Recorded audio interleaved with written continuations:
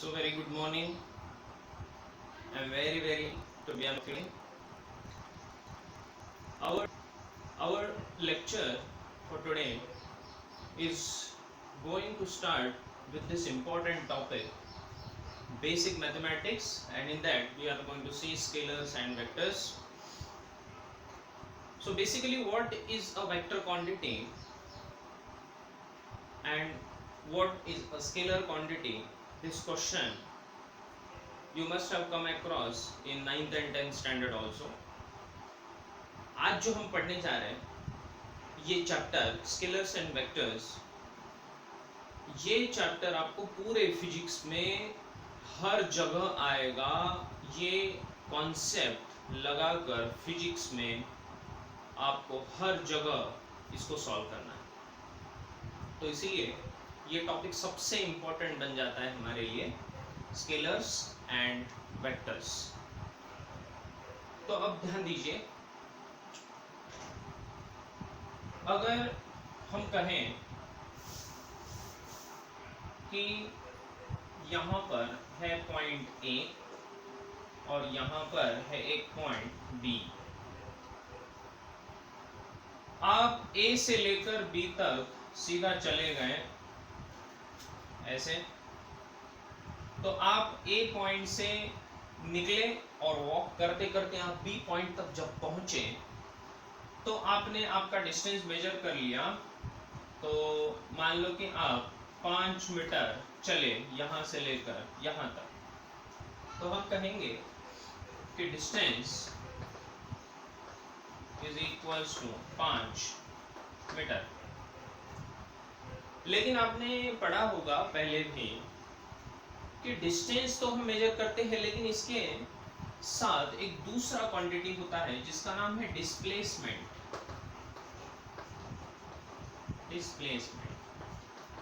जब हम डिस्प्लेसमेंट को लिखेंगे तो डिस्प्लेसमेंट के साथ ये 5 मीटर जो उसका मैग्नीट्यूड है, ये जो उसका मेजरमेंट है, ये मेजरमेंट तो लिखेंगे ही लिखेंगे, लेकिन इसके साथ और दूसरा एक चीज लिखेंगे जिसका नाम है डायरेक्शन, दिशा। इसका डायरेक्शन इंपॉर्टेंट। तो इसके साथ हम लिख सकते हैं कि डिस्प्लेसमेंट ए से लेकर बी तक कितना हुआ, तो वो हुआ 5 metre from A to B. ये दिशा दिखाने वाला ए से लेकर बी तक हमने डायरेक्शन दिखाया। तो डिस्टेंस को लिखते समय सिर्फ उसका मैग्नीट्यूड लिखेंगे। मैग्नीट्यूड का मतलब होता है measurement of any physical quantity, लेकिन डिस्प्लेसमेंट जब लिखना होगा तो डिस्प्लेसमेंट के साथ हमें लिखना होगा इसका मेजरमेंट और उसके साथ साथ उसका डायरेक्शन। ऐसे फिजिकल क्वांटिटीज जिनके लिए हम सिर्फ और सिर्फ मेजरमेंट लिखते हैं, इनको कहा जाता है स्केलर क्वांटिटीज। लेकिन ऐसे क्वांटिटीज जिनके साथ हमें डायरेक्शन की भी जरूरत होती है, इनको कहा जाता है वेक्टर क्वांटिटीज, राइट। तो यहाँ पर डिस्टेंस क्या हुआ, distance is a scalar quantity and displacement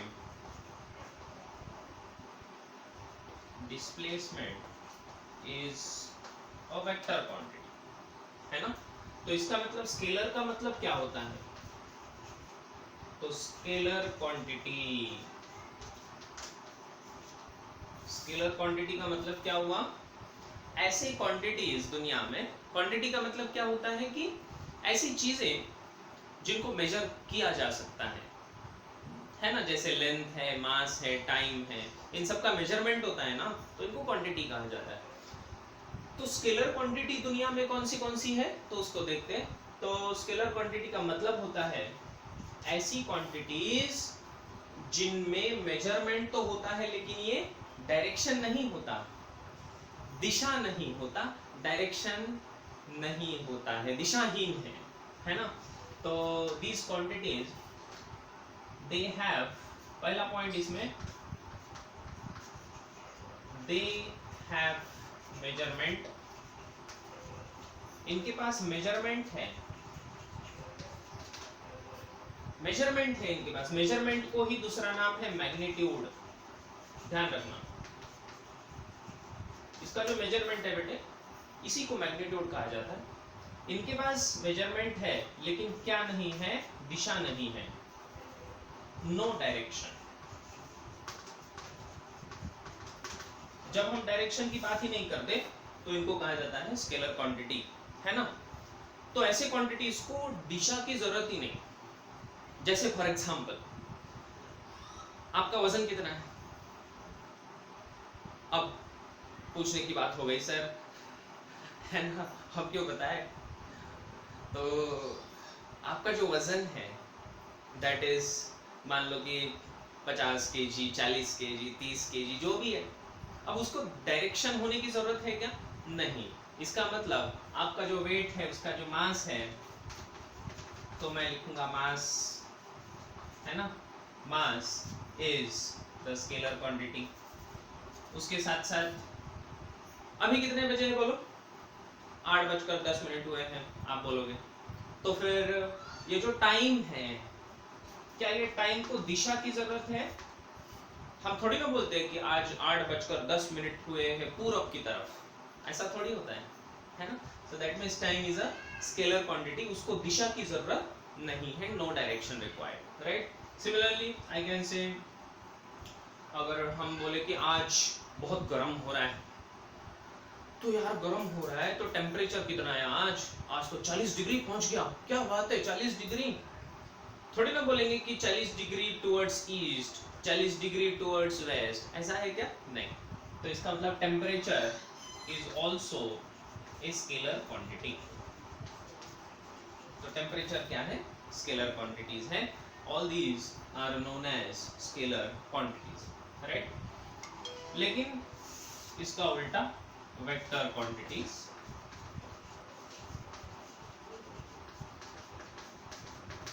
vector quantities, vector quantities क्या होती है, तो इनको दो चीजें होगी। एक तो होगा इनके पास मेजरमेंट होगा, इनका कुछ मेजरमेंट होगा, मतलब इसका दूसरा नाम क्या है, मैग्नीट्यूड, राइट। लेकिन इसके साथ साथ इन लोग को डायरेक्शन होगा, दे हैव डायरेक्शन। इनके पास दिशा होगा, दिशा दिखाने की जरूरत पड़ेगी इन क्वांटिटीज को डिफाइन करते समय, है ना। तो ये ऐसे क्वांटिटीज है जिनको डायरेक्शन की जरूरत है। और अगर ऐसे क्वांटिटीज को हमने डायरेक्शन नहीं दिखाया तो ये क्वांटिटीज डिफाइन होंगे ही नहीं, ठीक है। तो इसीलिए हम ऐसे क्वांटिटीज को कहते हैं वेक्टर क्वांटिटीज। जैसे फॉर एग्जांपल देखिए, अगर आपके पास है यही डिस्प्लेसमेंट, ठीक है, तो ये डिस्प्लेसमेंट को 5 metre from A to B दिखाना पड़ता है। उसी तरह दूसरा होता है, एक तो मैंने लिख दिया डिस्प्लेसमेंट, इसी तरह दूसरा होता है बेटे वेलोसिटी। वेलोसिटी क्या है, वेलोसिटी का मतलब होता है स्पीड विथ डायरेक्शन, है ना। वेलोसिटी क्या है, वेलोसिटी का मतलब होता है आप कितनी रफ्तार से जा रहे हो, आप कितनी रफ्तार से जा रहे हो, आपका दिशा किधर है ना। 40 किलोमीटर पर आवर से अगर मैं जा रहा हूं, है ना, किस दिशा में जा रहा हूं ये इंपॉर्टेंट है। तो वेलोसिटी दिखाते समय उसके साथ उसका दिशा भी दिखाना होता है, इसलिए ये हो जाता है वेक्टर क्वांटिटी। सिमिलरली होता है एक्सेलरेशन। तो एक्सेलरेशन को आप पढ़े हैं कहाँ, 9th स्टैंडर्ड में पढ़े हैं एक्सेलरेशन, ठीक है। So acceleration is also A vector quantity जिसमें दिशा दिखाने की जरूरत होती है। उसी तरह फोर्स होता है। तो फोर्स क्या है कि हम कितना बल लगा रहे हैं, है ना। मैं धक्का दे रहा हूं अगर किसी चीज को, तो जब मैं धक्का मार रहा हूं तो मैं किस दिशा में धक्का मार रहा हूं ये इंपॉर्टेंट है। धक्का आगे लगा रहा हूं, पीछे लगा रहा हूं, ऊपर लगा रहा हूं, नीचे लगा रहा हूं, अरे किधर लगा रहा हूँ ये इंपॉर्टेंट है, इसलिए डायरेक्शन इंपॉर्टेंट है, कहा जाता है वेक्टर क्वांटिटी। ये समझ में आया? ओके, सो हमने क्या पढ़ा? हमने पढ़ा कि स्केलर क्वांटिटी क्या है और वेक्टर क्वांटिटी क्या है, इसको हमने पढ़ा। अब यहाँ से आगे बढ़ते हैं।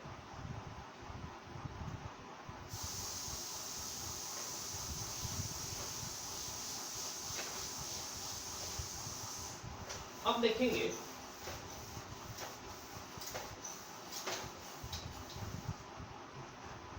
कि ये वेक्टर क्वांटिटी को आखिर हम रिप्रेजेंट कैसे करते हैं। रिप्रेजेंटेशन ऑफ वेक्टर्स, वेक्टर्स का रिप्रेजेंटेशन आखिर कैसे होता है, इसको जरा देखते हैं। आइए, इसके दो रिप्रेजेंटेशन होते हैं। एक होता है पिक्टोरियल, ठीक है, और दूसरा होता है इक्वेशन के फॉर्म में। सब लोग ध्यान दीजिए, ये जो वेक्टर क्वांटिटी है इसको थोड़ा डिटेल में पढ़ेंगे, और इसमें मैं आपको दो अलग अलग रिप्रेजेंटेशन बताऊंगा कि जब हम कह रहे हैं कि वेक्टर्स के पास दो चीजें हैं। वेक्टर्स के पास दो चीजें कौन सी हैं? एक तो उसका मेजरमेंट, मतलब उसका मैग्नीट्यूड, संख्या है ना, जैसे 40, 50, 60, और दूसरा चीज उसका दिशा, उसका डायरेक्शन। ये दो चीजें इंपॉर्टेंट हैं। सबसे पहला जो हम देखेंगे पिक्टोरियल। पिक्टोरियल का मतलब क्या होता है पहले समझ लेते हैं कि इसको ग्राफ के ऊपर जब रिप्रेजेंट करते हैं हम, किसी भी वेक्टर को जब ग्राफ के ऊपर रिप्रेजेंट किया जाता है तो उसको पिक्टोरियल रिप्रेजेंटेशन कहा जाता है। जैसे एक्स और वाई एक्सिस में, मान लो कि this is X and Y axis, okay. In X and Y axis अगर आप एक एरो ले ले, ऐसा एरो, ये एक एरो से मैंने दिखाया इसको बेटे, एरो एक ऐसा बाण है, रामबाण, जिसका डायरेक्शन आपके क्वांटिटी के डायरेक्शन की दिशा में हो। तो एक ऐसा arrow, arrow having direction in the direction of given quantity, जो भी क्वांटिटी आपको दिया हुआ है बेटे, तो उस गिवन क्वांटिटी के दिशा में आपका एरो अगर पॉइंट आउट कर रहा हो और उसके साथ उसका जो लेंथ है, इस एरो का length should be equals to the measurement of the given quantity. ये पहला पॉइंट। और दूसरा पॉइंट इसका लेंथ, लेंथ किसके बराबर?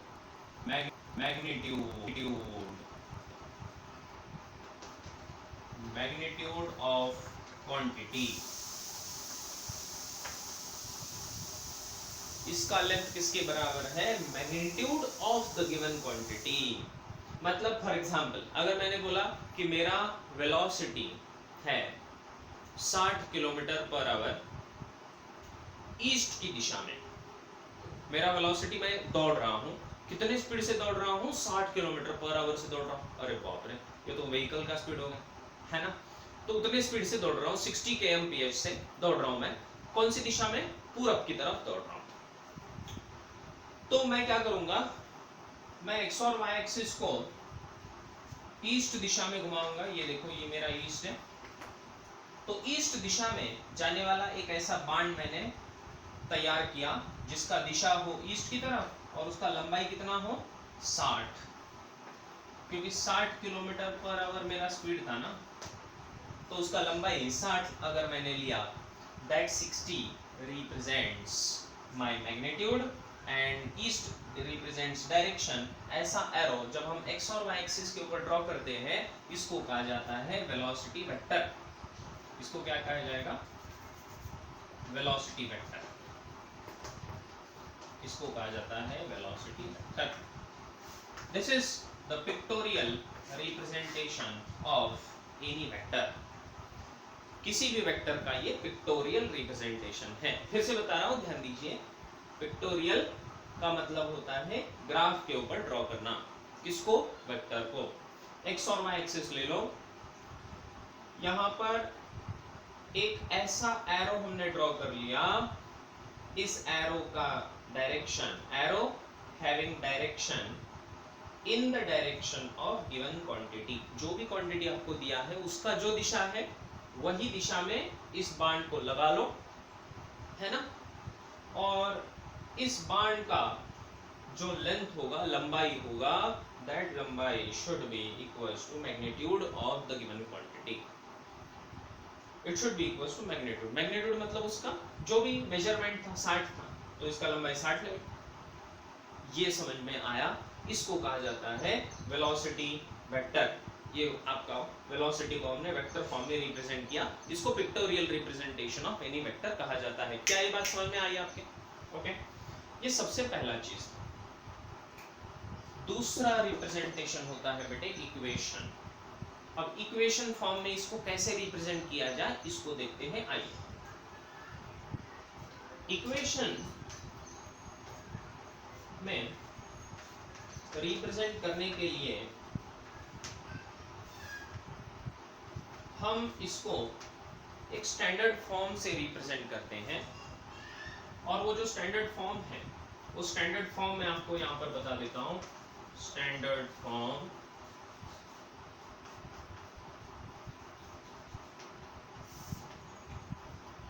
अगर ये वेलोसिटी वेक्टर है तो इसको लिखा जाता है v, और इसके माथे पर एक ऐसा बाण का चिन्ह लगा देते हैं हम। इसको कहा जाता है v बार। ठीक है, इसको क्या पढ़ेंगे हम? v बार। और ये v बार जब हमने इसको लिख दिया तो ये रिप्रेजेंट करता है कि it is a vector quantity. Scalar quantity को हम v बार से नहीं लिखते, सिर्फ वेक्टर क्वांटिटी को ही हम v बार से रिप्रेजेंट करते हैं। ये ध्यान में रखना होगा, ठीक है। तो इसको लिखने का एक तरीका होता है बेटा, इक्वेशन फॉर्म में हम लिखते हैं v बार इक्वल्स, इस इक्वेशन को आप अच्छे से देखिए।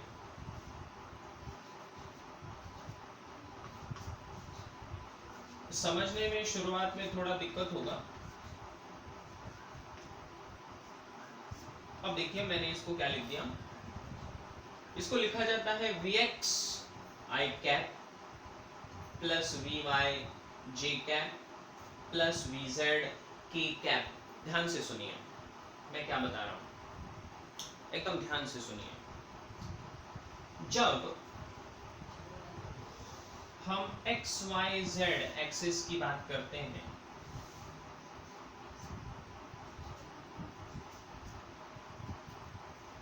अगर ये है आपका x एक्सिस, ये है y एक्सिस, ये है z एक्सिस, तो हम दिशा दिखाने के लिए, डायरेक्शंस को दिखाने के लिए x एक्सिस की दिशा को दिखाते हैं i कैप से, y एक्सिस की दिशा को हम दिखाते हैं j कैप से, और z एक्सिस की दिशा को हम दिखाते हैं k कैप से।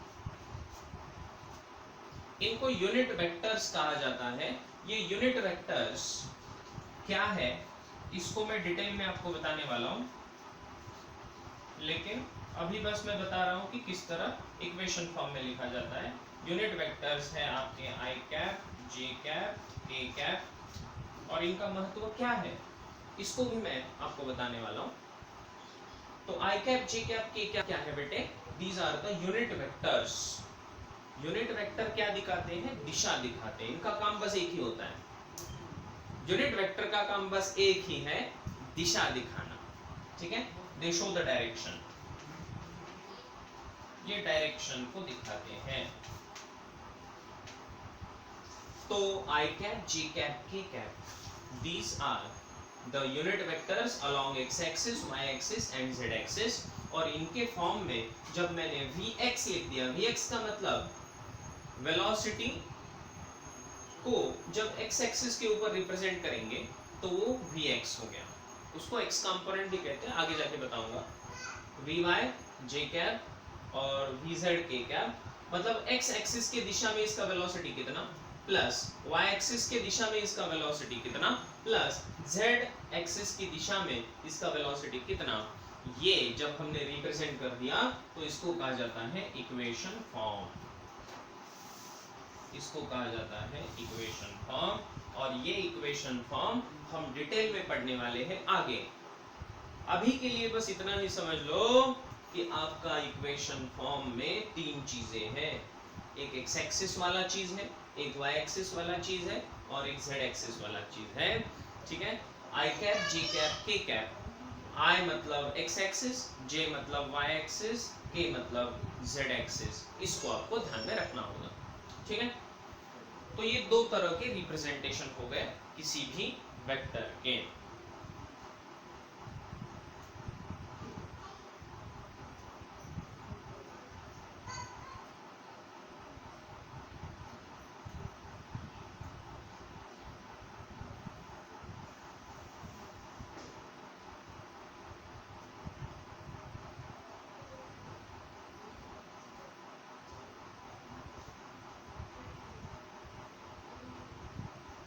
तो चलिए अब यहां से आगे चलते हैं।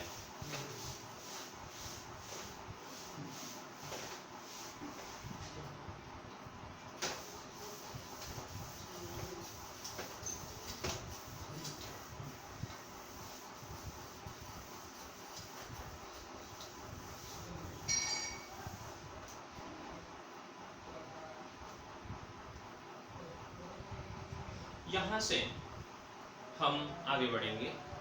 अब ध्यान दीजिए, हमने वेक्टर को रिप्रेजेंट कैसे करना है इसको सीख लिया। एक तो है उसका पिक्टोरियल फॉर्म, एक तो है उसका इक्वेशन फॉर्म। ठीक है, अब ये वेक्टर्स को रिप्रेजेंट करते समय हम किस तरह से वेक्टर्स को जानेंगे, तो थोड़ा और डिटेल में देखते हैं। सबसे पहले अगर मैं लिखूं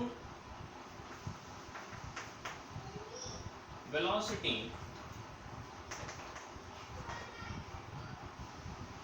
ये अगर वेक्टर है ऐसा मैंने कह दिया, ठीक है, तो हम कहेंगे ये velocity is 20 metre per second towards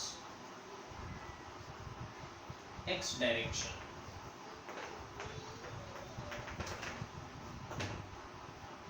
velocity is 20 metre per second towards X direction जब मैं कहता हूं तो इसका मतलब है कि मैग्नीट्यूड, जो मैग्नीट्यूड है बेटा, मैग्नीट्यूड मतलब क्या होता है, मेजरमेंट होता है। तो मैग्नीट्यूड कितना है, 20 मीटर पर सेकेंड, ये उसका मैग्नीट्यूड हुआ। इसको दिखाने का तरीका होता है v को दोनों साइड में ऐसे मॉड से लिखा जाता है। मॉड का मतलब होता है मैग्नीट्यूड, और ये वेलोसिटी वेक्टर का ये v बार का मैग्नीट्यूड लिखने का तरीका हो गया। ये इसका रिप्रेजेंटेशन है। मैग्नीट्यूड को जब लिखते हैं तो mod of v bar equals to 20 metre per second, ऐसे इसको लिखा जाता है।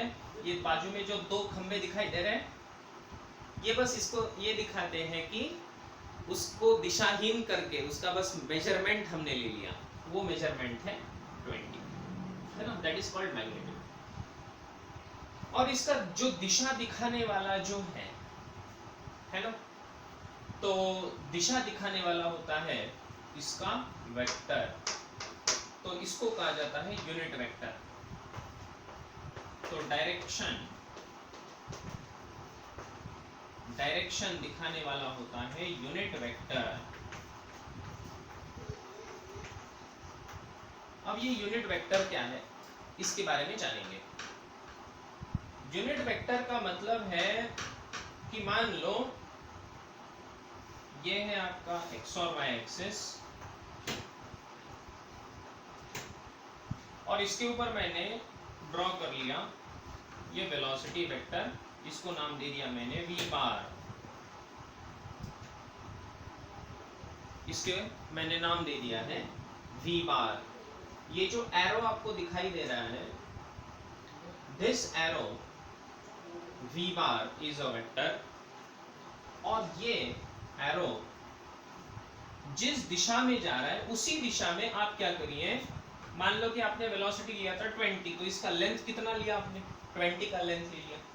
अब एक काम करिए, यहाँ पर एक छोटा सा वेक्टर लीजिए, यहाँ पर एक छोटा सा ऐसा बाण जिसका लंबाई इक्वल्स टू 1 अगर है, एक ऐसा छोटा सा लेंथ जिसका लंबाई कितना है 1, that small vector is called as unit vector, जो दिखाता है इसकी दिशा को।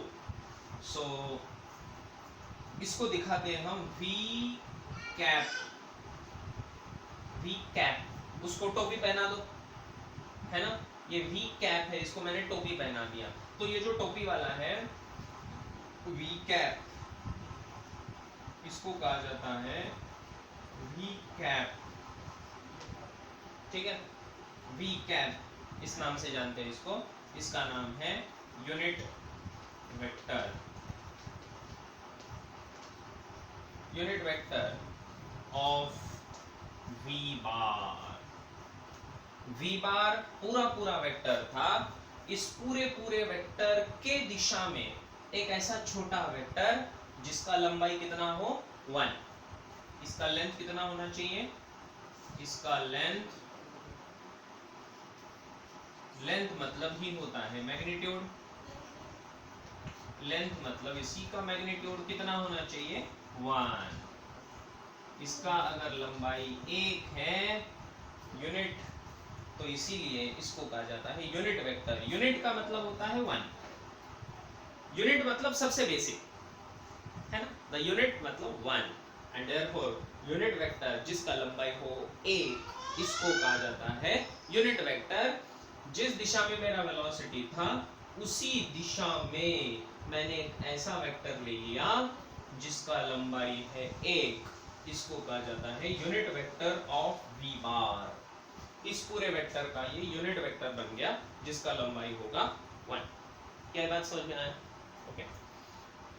और इसीलिए हम किसी भी वेक्टर को जब रिप्रेजेंट करते हैं, सो वेक्टर का मतलब होता है दो चीजें, एक तो होता है उसका मैग्नीट्यूड, और दूसरा चीज होता है उसका डायरेक्शन। दोनों चीजें इंपॉर्टेंट है।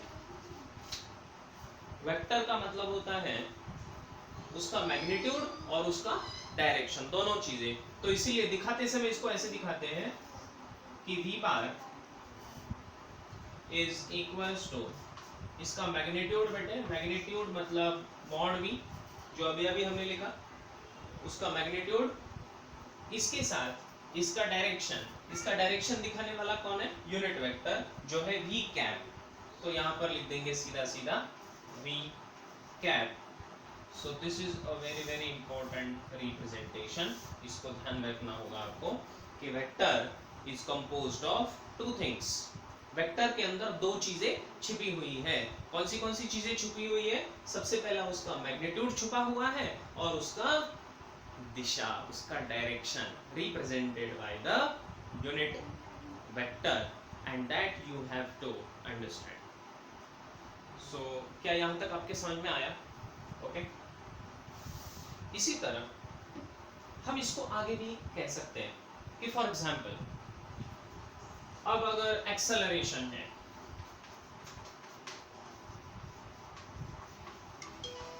एक्सेलरेशन, ठीक है, तो एक्सेलरेशन है मान लो कि 20 metre per second square, this is the acceleration.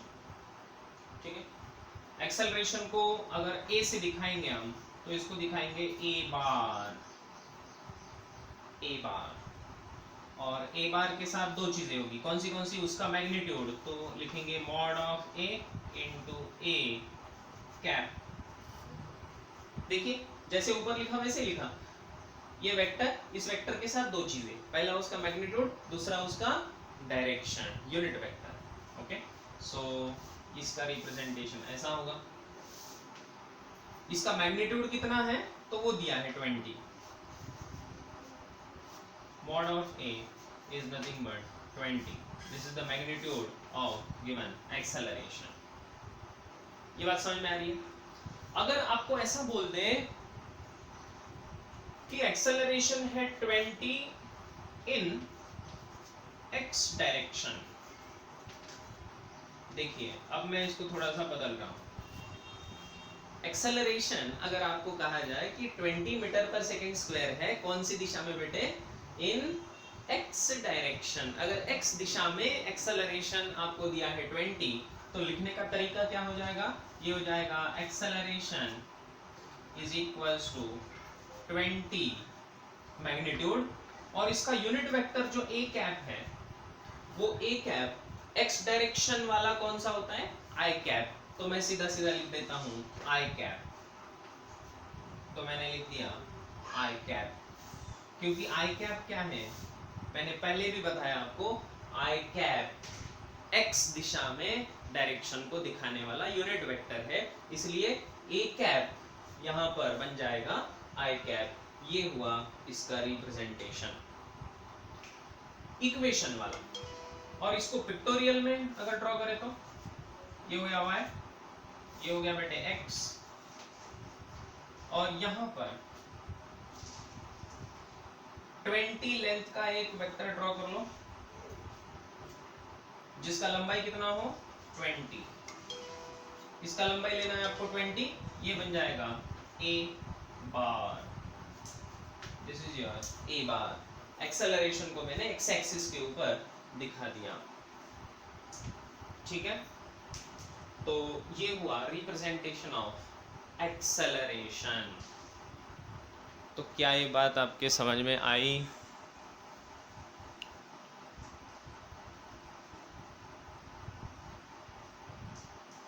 Great.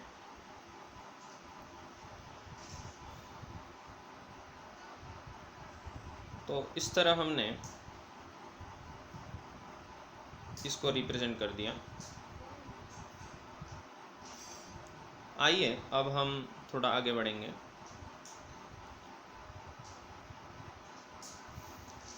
अब इस रिप्रेजेंटेशन के बाद मैं कुछ और रिप्रेजेंटेशन आपको बताता हूं।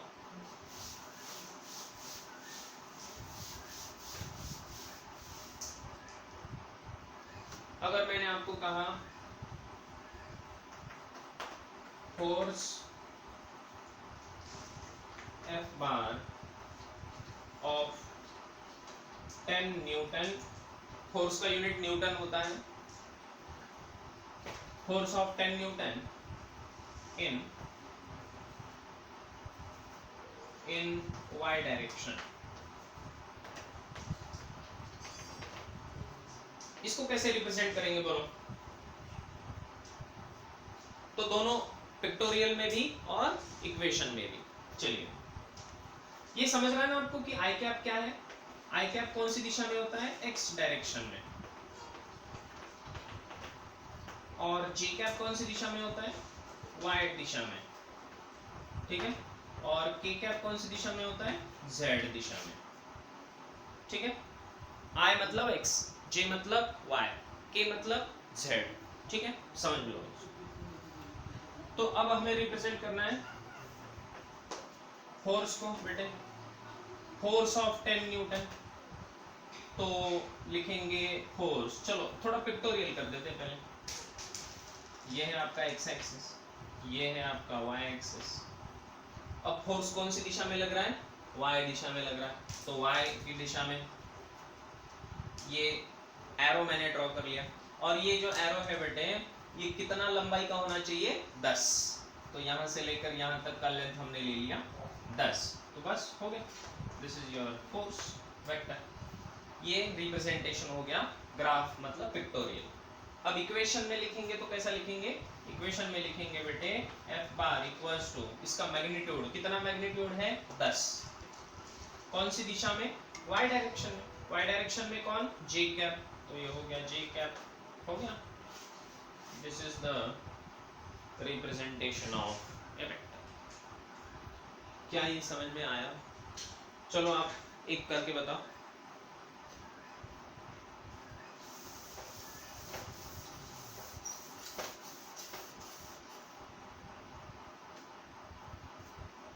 अगर मैं आपसे कहूं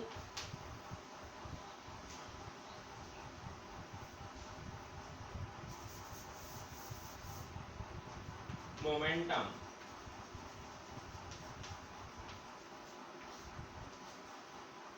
p बार, ठीक है, of 25 units in z direction, इसको रिप्रेजेंट करना है, ठीक है, momentum of 25 units in z direction. तो इसको रिप्रेजेंट करना बड़ा आसान है। देखो सबसे पहले ये है आपका x एक्सिस, ये है y एक्सिस और ये है आपका z एक्सिस, ठीक है, एक्स वाई जेड। नाउ ये z डायरेक्शन में कौन है, मोमेंटम। ये मोमेंटम नाम कहाँ से आया सर, हमें नहीं पता। अब ये कोई फिजिकल क्वांटिटी होगा फिजिक्स में, हाँ हो सकता है, अभी के लिए तो उसका जरूरत नहीं है, अभी तो बस उसका वेक्टर रिप्रेजेंटेशन करना है, तो चलिए करते हैं। तो इसको रिप्रेजेंट करना होगा z की दिशा में, तो z की दिशा में इसको नाम दे देंगे p बार, और इसका लंबाई कितना होगा, ये ओरिजिन से लेकर यहाँ तक कितना लंबाई 25, तो हो गया बस बात खत्म। ये हो जाएगा 25, यहाँ से लेकर यहाँ तक का लंबाई, बात खत्म। ये हो गया आपका मोमेंटम। और इक्वेशन फॉर्म में अगर लिखना है तो कैसे लिखेंगे, तो इक्वेशन फॉर्म में लिखेंगे p bar is equals to इसका मैग्नीट्यूड कितना 25, और कौन सी दिशा में है z, z में कौन होता है k कैप, z की दिशा में होता है 25 k cap, that is your answer. Is it understood? ठीक है, तो ये समझ में आया आपके कि किस तरह से हम वेक्टर्स को रिप्रेजेंट कर रहे हैं। ये रिप्रेजेंटेशन जिसको समझ गया उसको वेक्टर्स समझ जाएंगे आराम से। चलिए क्या आगे बढ़े हम।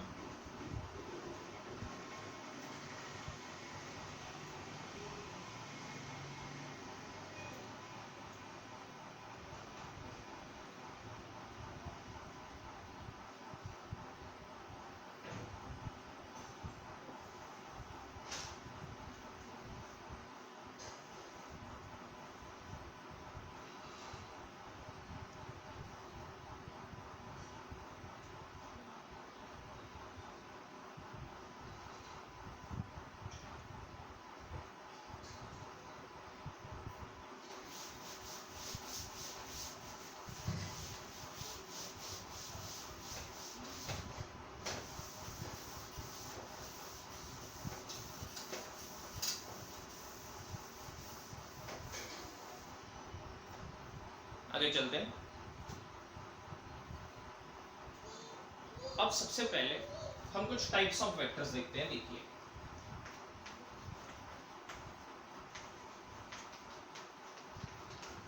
टाइप्स ऑफ वेक्टर्स, ठीक है। सबसे पहले बात करेंगे इक्वल वेक्टर्स।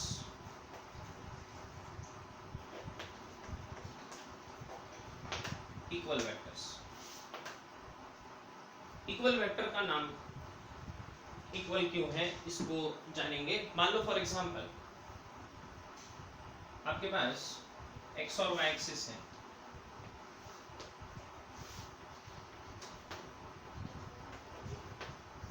यहां पर हमने दो वेक्टर्स ड्रॉ कर लिए।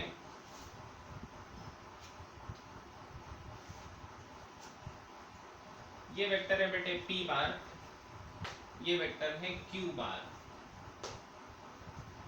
ठीक है, दो वेक्टर मैंने कंसीडर कर लिए, ये एक वेक्टर है p बार, ये वेक्टर है q बार। अगर इसका लंबाई और इसका लंबाई, दोनों का लंबाई अगर सेम है, p और q दोनों का लंबाई लेंथ अगर सेम है, और p और q दोनों का दिशा भी सेम है, दिशा सेम है इसका मतलब क्या, दोनों एक दूसरे को पैरेलल है सेम दिशा में, है ना। ये ईस्ट की तरफ जा रहा है तो ये भी तो ईस्ट की तरफ जा रहा है। ठीक है, दोनों का लंबाई सेम और दोनों का डायरेक्शन अगर सेम, तो हम कहेंगे कि दोनों का लंबाई सेम मतलब दोनों का मैग्नीट्यूड सेम। मैग्नीट्यूड कैसे दिखाते हैं हम, ये दो खंभों के बीच ये p बार इक्वल्स टू ये q बार बेटा, दोनों का लंबाई सेम, लंबाई मतलब कौन, मैग्नीट्यूड सेम। ठीक है, दोनों के मैग्नीट्यूड सेम, ये हुए मैग्नीट्यूड्स। ठीक है, और दोनों का डायरेक्शन भी सेम, दोनों का डायरेक्शन भी सेम। डायरेक्शन कौन दिखाता है, उसका यूनिट वेक्टर, मतलब p cap is equals to q cap. अरे ये टोपी वाले कौन है लोग, अरे ये टोपी वाले लोग कौन है यार, ये टोपी वाले लोग तो अपने p कैप q कैप हैं, यूनिट वेक्टर्स है ना। क्या दिखाते हैं वो, डायरेक्शन दिखाते हैं। अगर वो भी सेम है, दोनों का दिशा भी सेम है, तो हम कह सकते हैं कि ये दोनों वेक्टर्स इक्वल वेक्टर्स हैं। तो हम लिख सकते हैं कि p bar must be equals to q bar, p bar equals to q bar. ऐसे ये दोनों वेक्टर्स एक दूसरे के इक्वल हुए, कब, जब ये दो कंडीशन सेटिस्फाई हो गई कि इनका मैग्नीट्यूड भी सेम है और इनका डायरेक्शन भी सेम है, तो इनको कहेंगे हम p bar equals to q bar. So what is a equal vector, इसका डेफिनेशन अगर लिखना हो तो क्या लिखेंगे, the vectors having equal magnitudes as well as equal directions are known as equal vectors। ये बात समझ में आई, इक्वल वेक्टर्स। इससे एक सबसे इंपॉर्टेंट इसका कोरोलरी है, इसी के साथ इसका एक साइड पॉइंट जो सबसे इंपॉर्टेंट साइड पॉइंट है उसको भी बता देता हूं। इसका मतलब जब मैं कह रहा हूं कि p बार यहां पर है, q बार यहां पर है, अलग अलग जगहों पर है, तो क्या इसका मतलब ये हुआ कि वेक्टर p बार को उठाकर यहां से लेकर यहां तक लेके जाऊं तो p बार वही रहेगा क्या, तो इसका आंसर है हाँ, क्योंकि दोनों को इक्वल दिखाया है हमने, तो p बार जो प्रॉपर्टीज दिखाता है q बार भी वही प्रॉपर्टीज दिखाता है।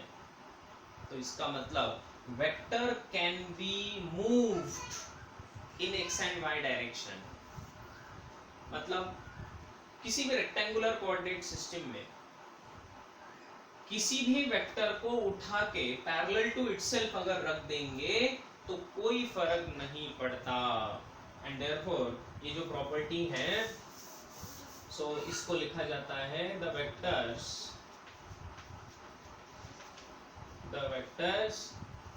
Can be moved parallel to itself। इसको पैरेलल टू इटसेल्फ मूव कर सकते हो कहीं भी इन द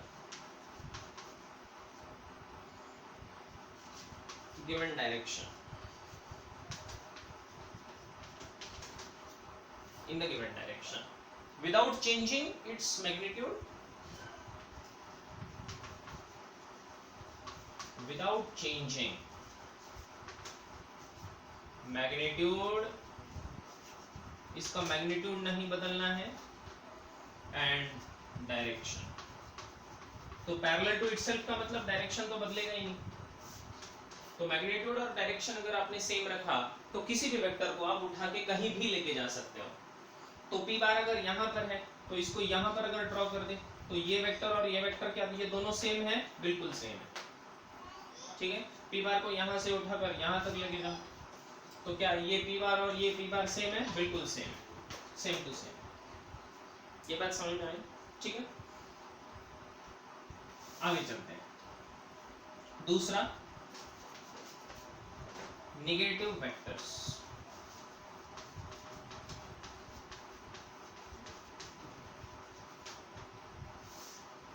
नेगेटिव वेक्टर्स या इन्हीं को अपोजिट वेक्टर्स भी कहा जाता है।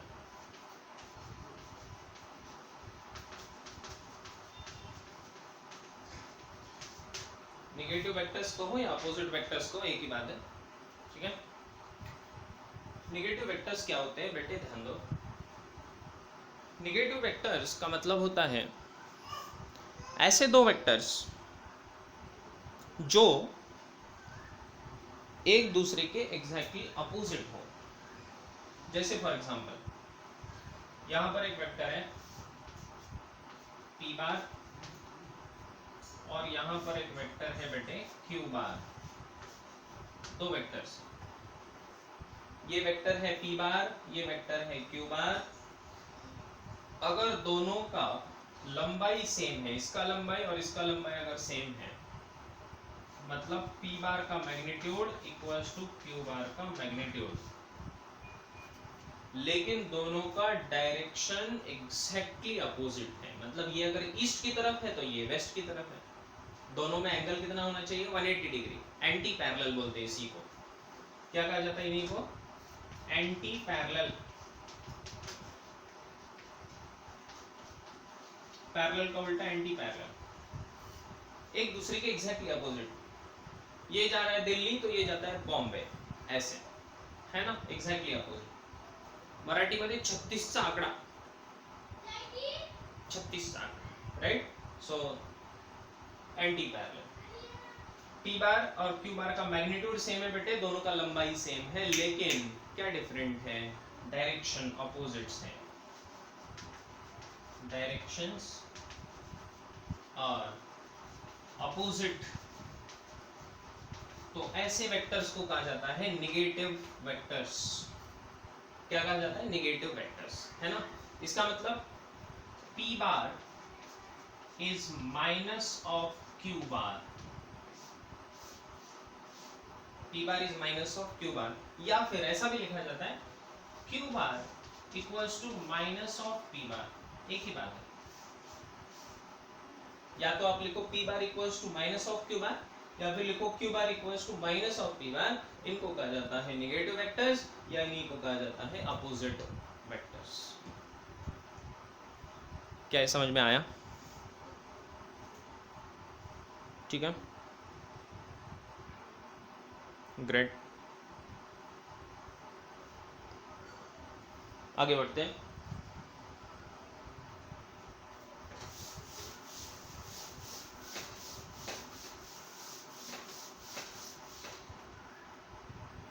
फिर मैंने आपको बताया था यूनिट वेक्टर, वो तो बता ही दिया मैंने आपको।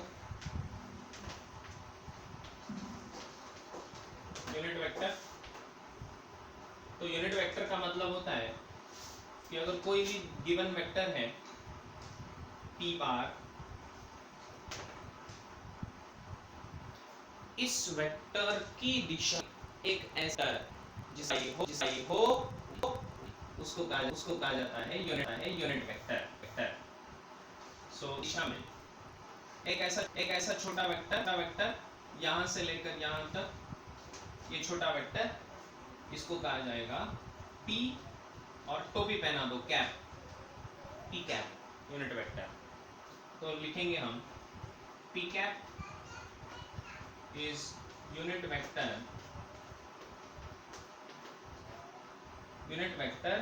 in direction of p बार। ठीक है, p बार की दिशा में जो यूनिट वेक्टर है उसको लिखा जाएगा p कैप। इसका लंबाई हमेशा के लिए कितना होगा? Length of unit vector equals to 1। इसका यूनिट हमेशा 1 ही रहेगा, इसका लंबाई। Length of unit vector is always 1, but the direction is along the given direction of the vector. इसको कहा जाता है यूनिट वेक्टर। और इसलिए हमने डिफाइन किए थे 3 यूनिट वेक्टर्स। कौन से तो हमने 3 यूनिट वेक्टर्स को डिफाइन कर लिया। एक है बेटे एक्स एक्सिस की दिशा में, वाई और जेड की दिशा में। तो यहाँ पर है आई कैप, इसका लंबाई कितना होना चाहिए 1। इधर है जे कैप, इसका लंबाई कितना होना चाहिए 1। और इधर कौन है के कैप, और इसका लंबाई कितना होना चाहिए फिर से 1। आई कैप, जे कैप, के cap, these three are the unit vectors along x, y and z axis. Is it understood? ठीक है, ये समझ में आया? आई कैप, जे कैप एंड के कैप, इसको कहा जाता है यूनिट वेक्टर। आई कैप क्या है? एक्स एक्सिस वाला यूनिट वेक्टर। जे कैप मतलब वाई को दिखाने वाला। ये जेड मतलब कौन? के कैप जो जेड एक्सिस को दिखाने वाला यूनिट वेक्टर है। ठीक है, और इसी में और एक होता है जिसका नाम है नल वेक्टर। इसी में और एक होता है जिसका नाम है नल वेक्टर।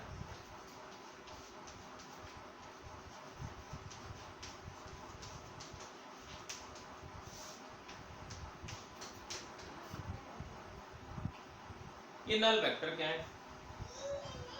ये नल वेक्टर का मतलब होता है जीरो वेक्टर।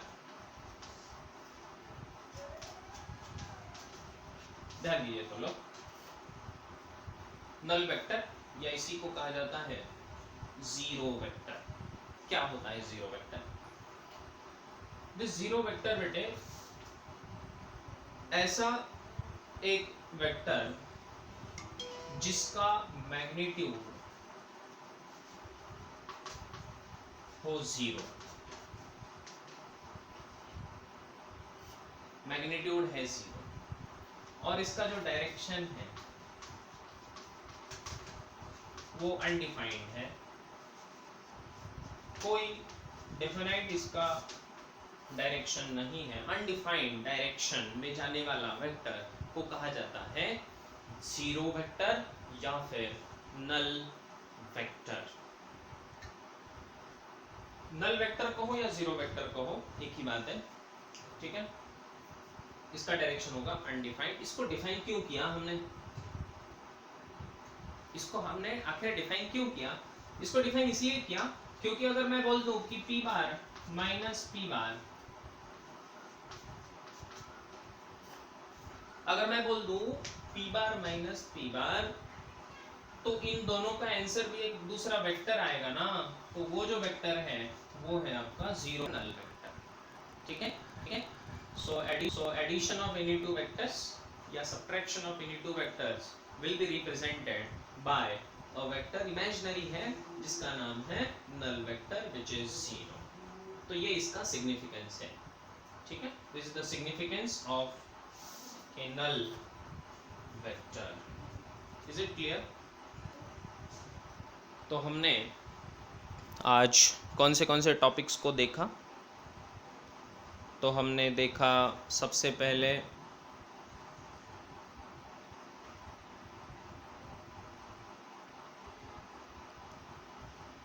जो शुरुआत की थी हमने आज, तो हमने शुरुआत की थी कि स्केलर और वेक्टर क्या होते हैं। स्केलर्स का मतलब होता है जिनके पास मेजरमेंट है लेकिन दिशाहीन है, डायरेक्शन है ही नहीं। वेक्टर्स का मतलब होता है ऐसे क्वांटिटीज जिनके पास मैग्नीट्यूड तो हो लेकिन डायरेक्शन भी हो, इनको कहा जाता है वेक्टर क्वांटिटीज। एग्जांपल मैंने दिया था स्केलर में, जैसे आपका वजन है, वजन को डायरेक्शन की जरूरत है क्या? नहीं, लेकिन वेलोसिटी, कितनी रफ्तार से जा रहे हो, कौन सी दिशा में जा रहे हो, ये इंपॉर्टेंट है, इसलिए उसको वेक्टर कहा गया। वेक्टर को रिप्रेजेंट करने के लिए मैंने दो तरीके बताए, एक पिक्टोरियल, एक इक्वेशन। पिक्टोरियल का मतलब होता है एक्स वाई एक्सिस के ऊपर, इक्वेशन का मतलब होता है आई कैप, जे कैप, के कैप के फॉर्म में उसको लिखना, उसको कहा जाता है पिक्टोरियल इक्वेशन फॉर्म। उसके बाद मैंने आपको बताया कि अलग अलग वेक्टर्स को कैसे हमने रिप्रेजेंट किया था। ठीक है, अलग अलग वेक्टर्स को हमने रिप्रेजेंट करके दिखाया कि किस तरह से पिक्टोरियल और इक्वेशन फॉर्म में लिखना है। और उसी के साथ मैंने आपको बताया अलग अलग टाइप्स ऑफ वेक्टर्स। पहला था इक्वल वेक्टर्स, दोनों का मैग्नीट्यूड सेम हो, डायरेक्शन भी सेम हो। नेगेटिव वेक्टर्स या अपोजिट वेक्टर्स, दोनों का मैग्नीट्यूड सेम है लेकिन दिशा अलग अलग है ना, एग्जैक्टली अपोजिट है। 36 सा आंकड़ा है ना। थर्ड मैंने बताया यूनिट वेक्टर।